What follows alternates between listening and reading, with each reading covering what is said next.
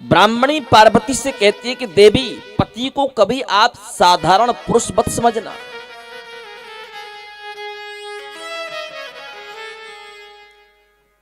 पतिव्रता नारी के लिए किसी तीर्थ में जाने की जरूरत नहीं है। पतिव्रता नारी के लिए किसी देव मंदिर में जाने की जरूरत नहीं है। पतिव्रता नारी के लिए कोई व्रत करने की आवश्यकता नहीं है। पतिव्रता नारी को किसी अन्य पुरुष के चरणों में प्रणाम करने की आवश्यकता नहीं है, क्योंकि पतिव्रता नारी का जो पति है वही उसका परमेश्वर है। और यदि वो अपने पति में परमेश्वर का दर्शन करती है तो वो दिन दूर नहीं कि जिस दिन साक्षात ब्रह्मा विष्णु महेश जैसा परमपिता परमेश्वर तुम्हारे सामने बालक बनकर के प्रकट ना हो जाए। विश्वास ना हो तो अनुसुईया के चरित्र को उठा करके देख लो। अनुसुईया जैसी पतिव्रता नारी वो ताकत थी कि ब्रह्मा विष्णु महेश तो परीक्षा लेने के लिए आए थे, लेकिन उसने उन तीनों को अपनी गोद में खिलाया।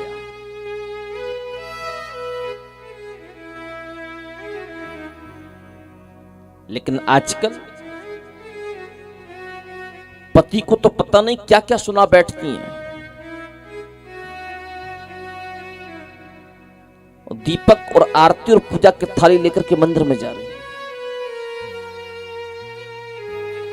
भगवान तो कहते हैं कि तुझे मैंने अपना ही स्वरूप प्रदान किया है, वो जैसा भी है तू उसे स्वीकार कर। भगवान शिव कहते हैं ना कि कभी मैं विष्णु बनकर के भी आता हूं, तो कभी मैं भैरव बनकर के भी आता हूं, कभी मैं शिव भी बनकर के आता हूं, तो कभी कभी मैं दत्तात्रेय भी बनकर के आता हूं, कभी कभी मैं कृष्ण बनकर के भी आता हूं,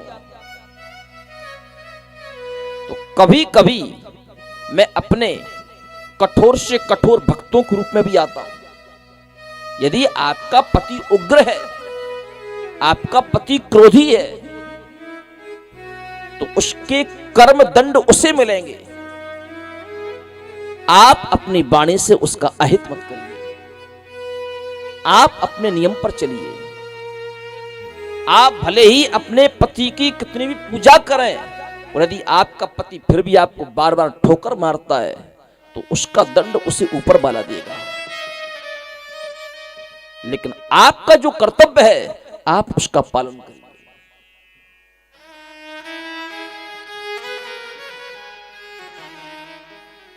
सेवते या पतिं प्रेम्णा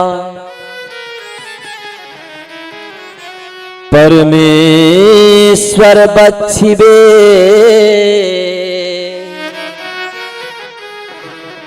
इह भुक्त्वा खिलान भोगान्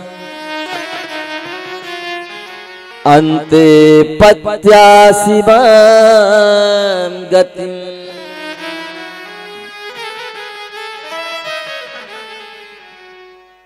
इस मंत्र में क्या लिखा है? सेवते या पतिम प्रेमणा परमेश्वर बच्छिवे। जो पतिव्रता नारी प्रेम से अपने पति को परमेश्वर के रूप में पूजा करती है, उसके ऊपर भगवान शिव की पूर्ण कृपा होती है। अब हमसे कई माताएं कहती हैं कि गुरुजी आप जब कथाएं करते हैं तो पत्नियों के बारे में तो बहुत कुछ बोलते हैं, पर पतियों के बारे में तो कुछ भी नहीं बोलते।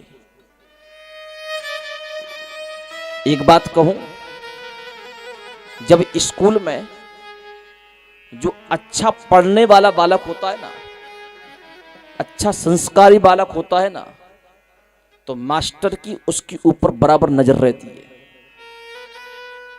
वो मास्टर समझता है कि ये बालक बिगड़ ना जाए, और यदि ये बिगड़ गया तो मेरी मेहनत मिट्टी में मिल जाएगी। भले ही सारे काम वो अच्छा करे, और यदि एक काम गलत करेगा तो मास्टर तुरंत उसका कान पकड़ खड़ा कर देगा, तूने गलती क्यों करी। और यदि कोई बालक शुरू से ही नालायक हो तो मास्टर क्या करता है, उससे पीछे बिठा देता है, उसे आगे बैठने नहीं देगा उसको। तो कोई काम का नहीं है, जाने दो, महीने की फीस मिल रही है ना, क्या करना। अब समझदार को इशारा काफी है, आगे नहीं बोलूंगा।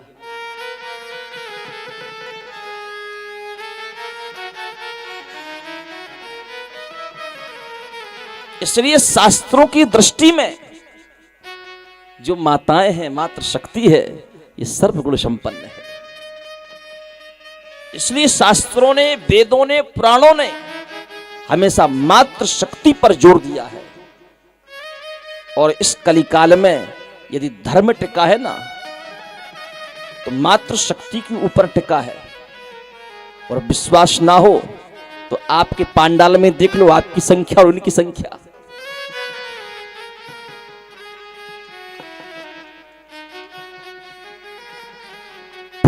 % तो फुल पावर में होंगे अभी। उन्हें यही पता नहीं हुआ कि हमारी पत्नी घर पर सो रही है, कथा सुन रही है।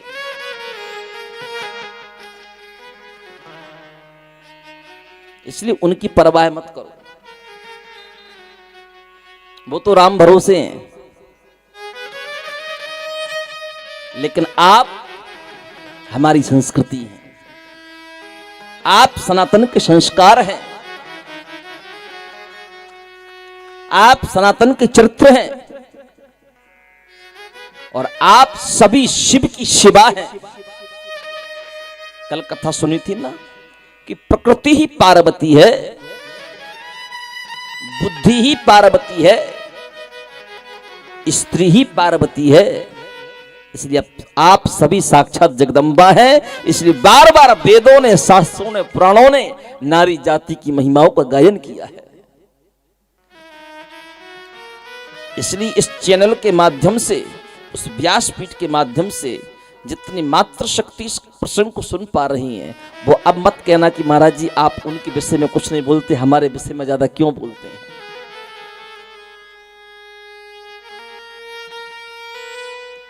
कि पतिव्रता च सावित्री लोभ मुद्रा अरुंधति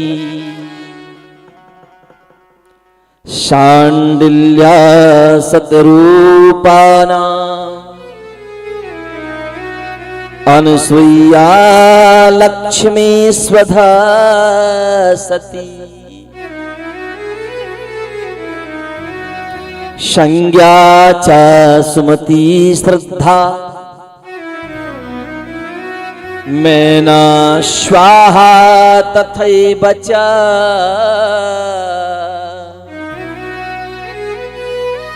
अन्या बन्नो शाख्यो हि निस्तार विस्तारयद्विजा। श्री सूत जी महाराज कहते, महात्मन पतिव्रता नारियों में जो कुछ मात्र शक्ति है, संपूर्ण जगत में उनकी पूजा होती है। सावित्री ये पतिव्रता नारियों में से एक है। लोपा मुद्रा ये भी पतिव्रता नारियों में से एक हैं। अरुंधति ये भी पतिव्रता नारियों में से एक हैं। शांडिल्या ये भी पतिव्रता नारियों में से एक हैं। सतरूपा, अनुसुईया, लक्ष्मी ये भी पतिव्रता नारियों में से ही श्रेष्ठ नारियां हैं। स्वधा, सती, मैना, संज्ञा, सुमति, श्रद्धा, पार्वती इन सब की पूजा सर्वत्र है।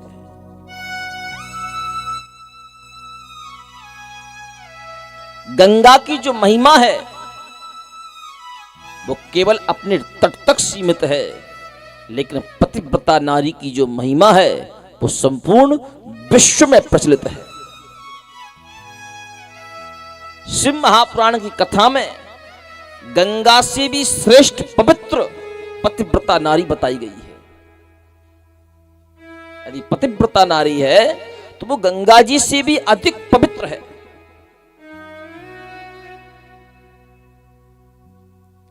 इसलिए बेटी, तुम्हारा विवाह तो हो चुका है, लेकिन तुम अपने पति में परमेश्वर का दर्शन करना। अपने जीवन में उन्हीं आचरणों का अवलोकन करना जिसमें तुम्हारे पति को प्रसन्नता हो। ब्राह्मणी कहते हैं कि पतिव्रता नारी को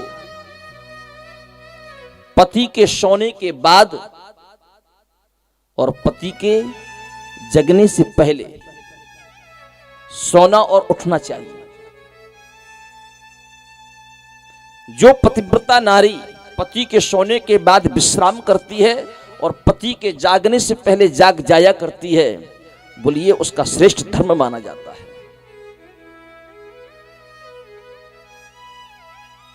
पर जमाना ही बदल गया।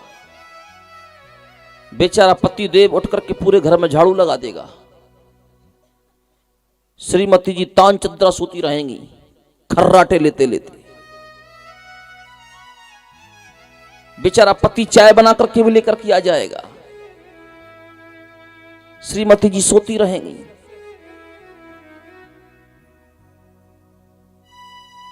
पर शिव महापुराण यह अनुमति नहीं देता।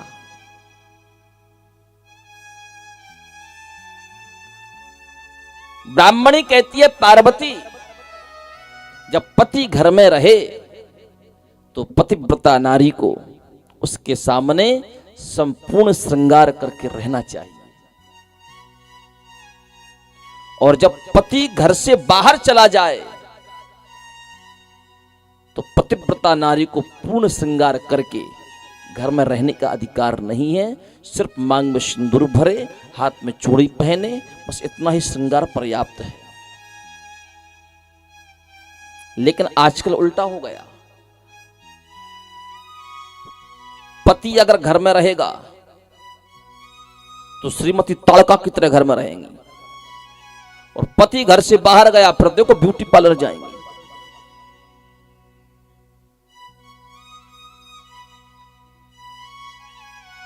कलिना धर्म मित्रेणा धरेयम बाधिताधुना।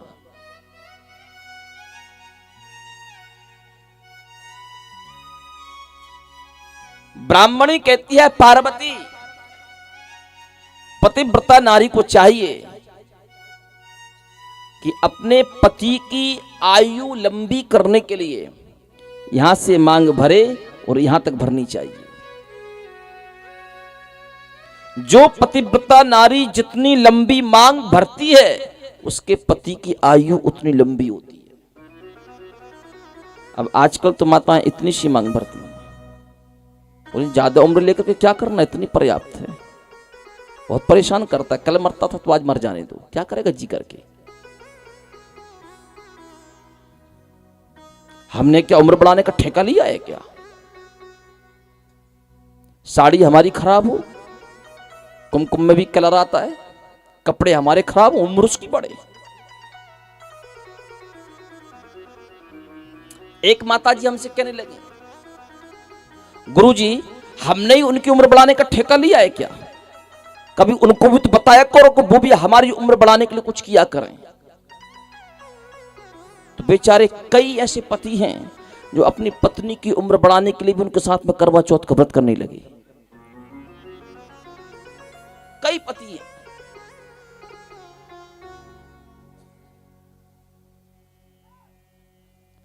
करवा चौथ का व्रत कर, यदि पत्नी करवा चौथ का व्रत करती है तो पति की आयु बढ़ती है। लेकिन पति कहता अच्छा ऐसे कैसे? बोले बराबरी का हक है, हम भी व्रत करेंगे, उसकी भी आयु बढ़ेगी। ना मरेंगे ना मरने देंगे, जिंदगी भर तुम हमको पीरोगे तो हम भी तुमको पी रहेंगे, कर लो क्या कर लो।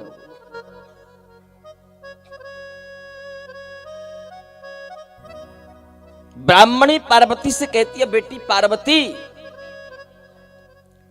कभी भी पतिव्रता नारी को संध्या बेला के समय, गोधूली बेला के समय घर के दरवाजे के बाहर खड़े होकर के अपने केस नहीं संभालना चाहिए।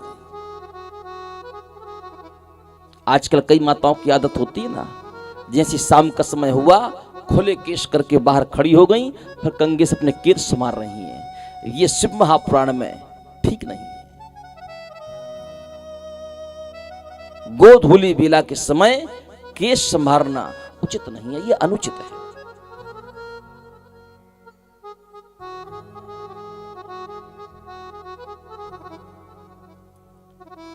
श्री सूत जी महाराज कहते महात्मन कि पत्युर्नाम न गृहीण्याता कदाचन पतिव्रता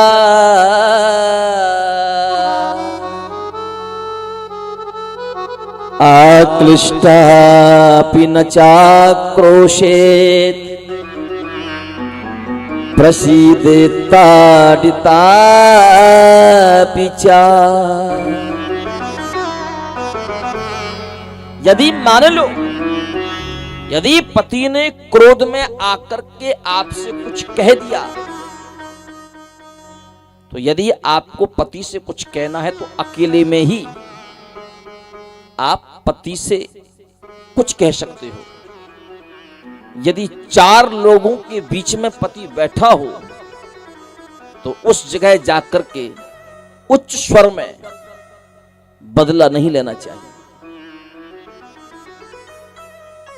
यदि 4 लोगों के बीच में यदि पति आपके लिए कोई सामग्री देता है, भले ही वो आपको पसंद ना आवे, आप वहां पर उसको स्वीकार कर लेना। अकेले में चाहे उसको भले वापस कर देना कि हमको ये पसंद नहीं आई, लेकिन 4 लोगों के सामने उस वस्तु का अनादर मत करना। यदि 4 लोगों के सामने आपने उस वस्तु का अनादर किया तो अनादर वस्तु का नहीं होगा, बल्कि अनादर आपके पति का होगा। 4 लोग कहेंगे कैसी आपकी पत्नी है, 4 लोगों के बीच में भी तुम्हारी इज्जत नहीं रखी उसने। पतिव्रता नारी को सास ससुर के सामने पति की बराबरी से कभी भी नहीं बैठना चाहिए, और माता पिता के सामने भी अपने पति की बराबरी से नहीं बैठना चाहिए। ये पतिव्रता नारियों के लक्षण है। जमाना बदल गया, बेचारे सास ससुर तो जमीन पर बैठे रहते हैं और श्रीमती जी श्रीमान जी के साथ डबल बेड पर।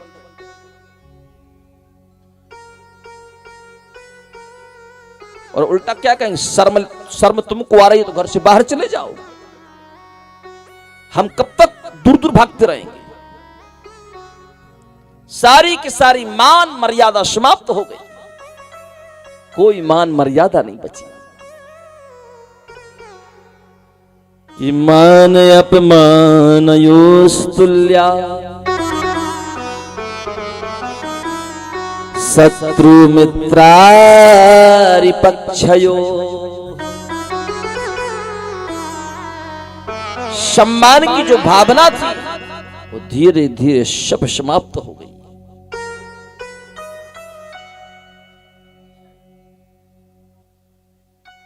बेटी पार्वती, जब तुम अपनी ससुराल में जाओगी ना तो कभी भी पति का नाम लेकर के नहीं बुलाना चाहिए। पति कभी भी अपनी पत्नी का नाम लेकर के ना बुलाए और पत्नी कभी पति का नाम लेकर के ना बुलाए। आपस में दोनों का सम्मान होना चाहिए। यदि पत्नी पति का नाम लेती है और पति पत्नी का नाम लेता है तो दोनों की परस्पर आयु कम होने लगती है।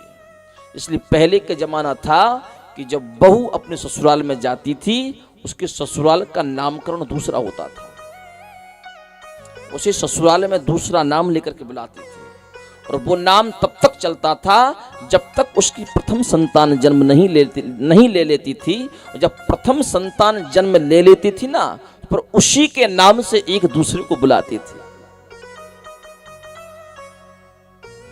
बेटा होता था तो बेटा के नाम से, और बेटी होती तो बेटी के नाम से। लेकिन आजकल तो सीधा नाम ले लेते हैं। और यदि आप किसी को अपन ज्यादा कहो तो लोग क्या कहते हैं, यदि हम आपस में एक दूसरे का नाम नहीं लेंगे तो क्या पड़ोसी लेंगे? बोले जहां प्यार ज्यादा होता है तो नाम तो लेना ही पड़ता है, और हमको तो शुरू से ही आदत है। लेकिन शिव महापुराण की कथा कहती है कि पतिव्रता नारी को और पति को भी परस्पर नाम लेना वर्जित है।